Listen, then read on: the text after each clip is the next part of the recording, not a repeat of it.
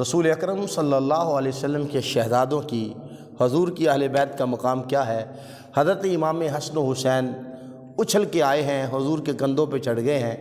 حضور صلی اللہ علیہ وسلم نے ان کو سامنے بٹھایا ہے اور صحابہ کو ایک عظیم خطاب بیان فرمایا ہے، اور حالانکہ حضور ان کا تعارف نہ بھی کرائیں، حضور کے صحابہ جانتے تھے یہ کون ہے۔ اب رسول اکرم صلی اللہ علیہ وسلم نے جو خطاب فرمایا ہے وہ سنیے اور دل کو ٹھنڈا کیجئے۔ فرمایا یا ایھا الناس الا اخبرکم بخیر الناس جدا و جنتا جدتا الا اخبرکم بخیر الناس عما و عمتا الا اخبرکم بخیر الناس خالا و خالتا الا اخبرکم بخیر الناس ابا و اما الحسن والحسین۔ جدہما رسول اللہ صلی اللہ علیہ وسلم وجدتہما خدیجہ بنت خویلد